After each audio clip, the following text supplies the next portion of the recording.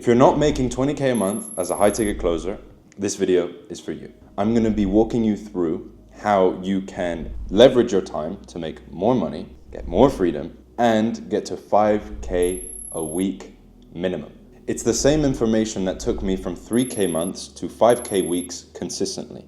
And I'm also going to be going over strategies that my business partner Dan helped me implement, and I'm going to hopefully help you implement, that he used training with Olympic athletes and Olympic champions. So make sure you stay tuned. Before we get into the actual tangibles, I need to make sure you're in the right frame of mind regarding improvement. Now, the first thing I want to talk about is your activities, okay? So if you're not doing anything that I speak about in this video, just start by implementing them, right? The same way that if you were overweight and you want to lose weight, the first thing you would do is just go to the gym, okay? Just start, let the ball roll, and build that momentum. The second is your skill level. A common trap that closers and people in general fall into is they think they are already highly skilled. And yes, it's important to believe that you are very good and believe in yourself, but you cannot act that way, because as soon as you start acting like you are the best and that you are already highly skilled, your brain just subconsciously shuts off new information and it doesn't really absorb it. So you have to make sure that you are acting like you are a student at all times. Learning is a skill in itself. You can learn from people who are better than you. You can learn from people who are worse than you. And well and truly, you need to throw your ego out of the window, and you just need to focus on your skills and improving every single day, believing you're the best, but not acting like it. So the first thing is you need to increase your activities, okay? So you have follow-ups. These need to be well managed, okay? You need to manage your pipeline. You need to make sure that all your leads are moving along in the right direction, they're being nurtured, and that you are getting as many closes as possible. I will make another video about managing your pipeline, but as a whole, you need to be dedicating at least 3 to 4 hours into your calendar every single week just for follow-ups. The second thing is referrals. A big misconception with referrals is that you can only ask for referrals from clients who have had success, and that is complete BS. You can actually get referrals from even people who you haven't actually closed yet, right? So let's say you're on a sales call, they want to join, they really want to join, and they're willing to pay, they just simply don't have the funds, and it's just a logistical nightmare basically. That is someone that you can still ask for a referral. You just simply say, hey, so I can see that you're really keen to join, and I'm excited to, eventually get you in and on board as a client. But in the meantime, I'm curious if you have any friends or anyone you know out there that would be interested in what we do. And then it's literally that simple. This can literally be your highest ROI activity, because you can do it on every single call. You can go through your whole closed list if you haven't already, and literally ask every single client for a referral, book them into your calendar, and you will start getting more sales calls and you will start getting more of this. That's simple. A third activity that you can start doing is decreasing your speed to lead. Now, this can come as simple as when they book in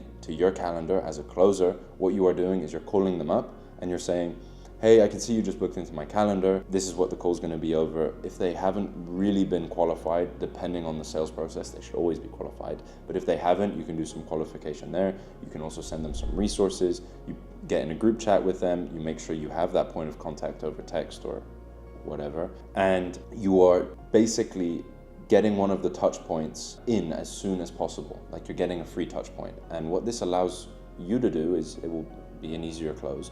But not just that, it's showing the prospect that, holy shit, this is a serious company.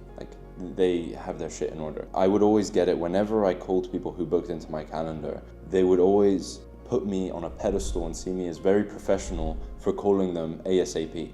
Because they're like, oh damn, this guy's serious, this guy knows what he's doing, he takes his job very seriously, and people respect that. So that's one thing I would definitely recommend. And the final activity is improving your workflow and your process as a whole.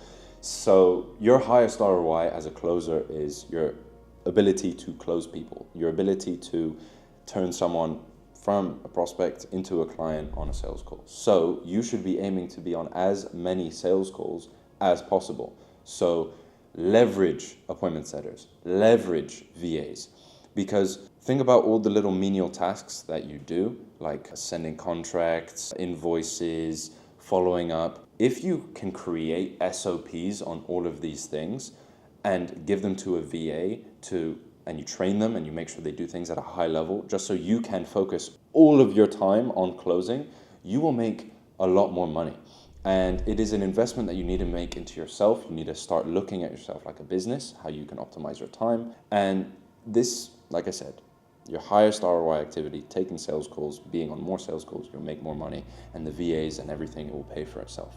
So this is something that I would recommend doing ASAP. But if you're not doing the previous activities, this doesn't matter at all. So make sure you do those first. Now, step 2 is increasing and improving your skill level and your skill set, right? Your skill level will always be improving. It takes years, right? Even Usain Bolt, he took years to be the number one fastest man alive, technically, right? Greatest sprinter on earth. And something to note about him is, he still needed someone to guide him. He still needed someone to help him grow, keep him in check, make sure he had a roadmap to his goals. And you need to make sure that you have someone who's holding you accountable, that is allowing you to perform at your optimum every single day.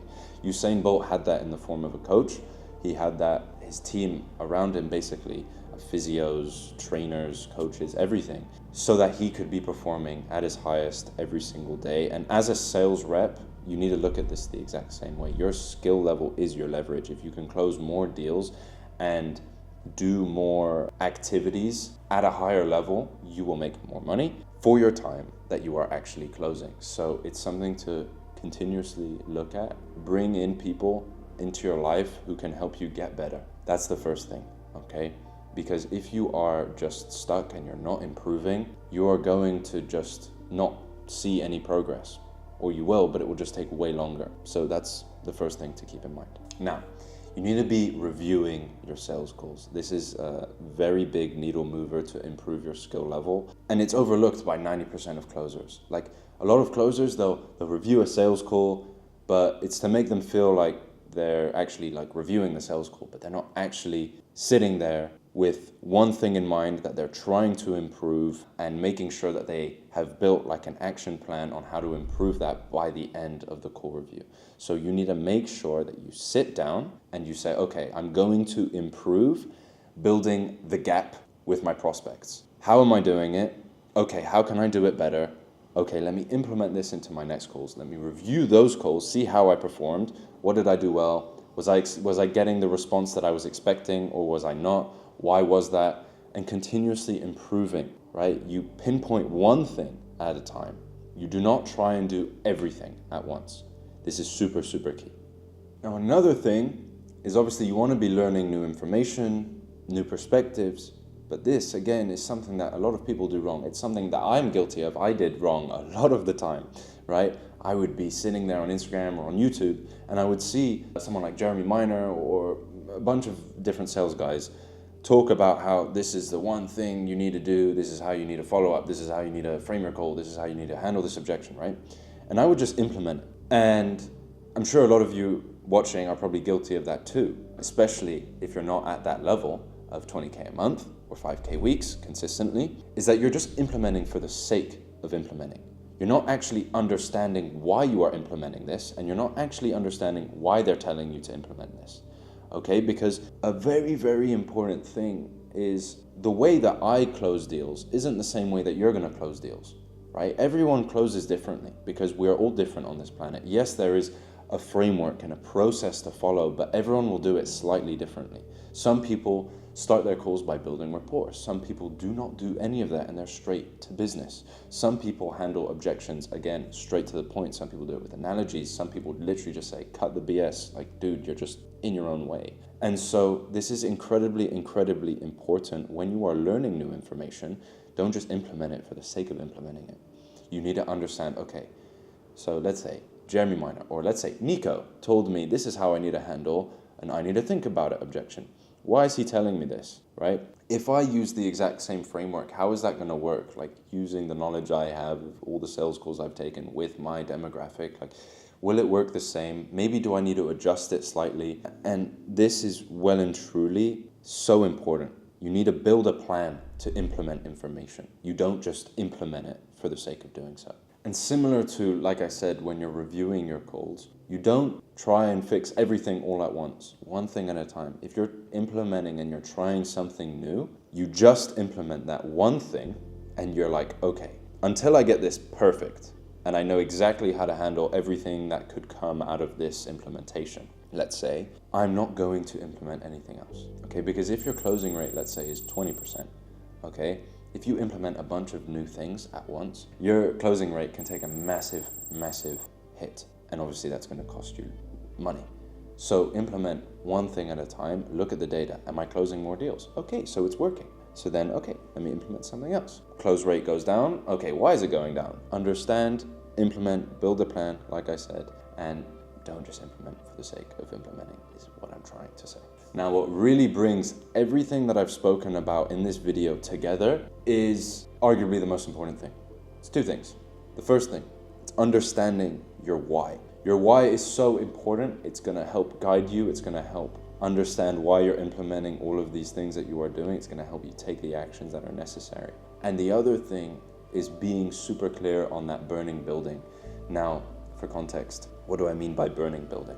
So, a little analogy for you. Let's say you see an ice cream truck, okay? You're a little fat kid, see an ice cream truck, you're like, oh, nice, ice cream. You start running towards the ice cream truck.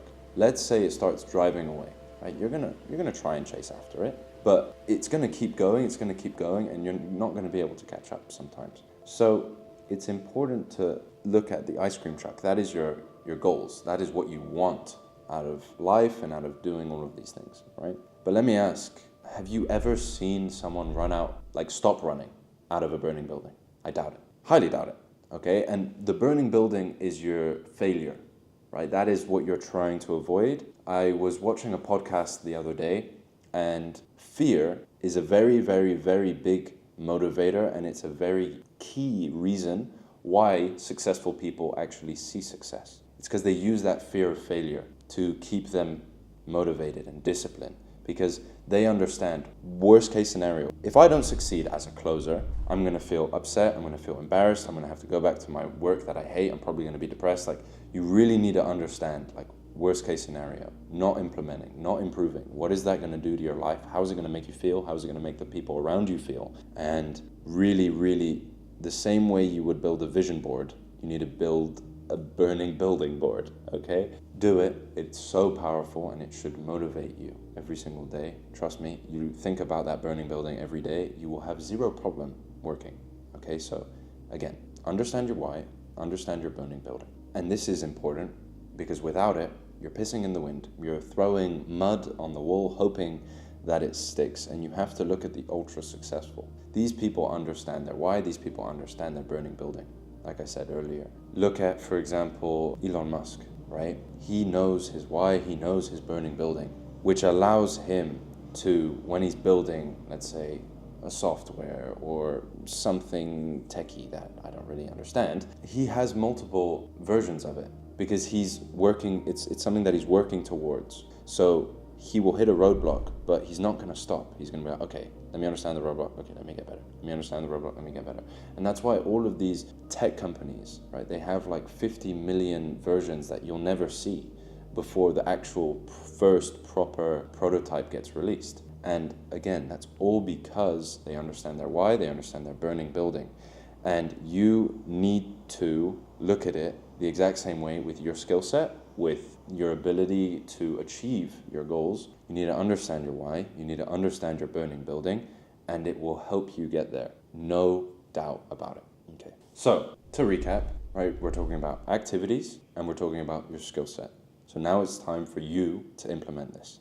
Now, if you do want help implementing this mindset, this 7-figure sales framework, we can help you do that. There's going to be a link in the description. If you're curious, there is literally a 15-point checklist that you can check out. And this checklist actually will help you see if you are on the right track. And if you're not on the right track, you can feel free to book a call with myself or my team, and we will help you build a roadmap. But most importantly, we're going to see if you're a good fit to work with us. We only want to work with people that we know we can get success for. So check that out, and I'll see you guys in the next video.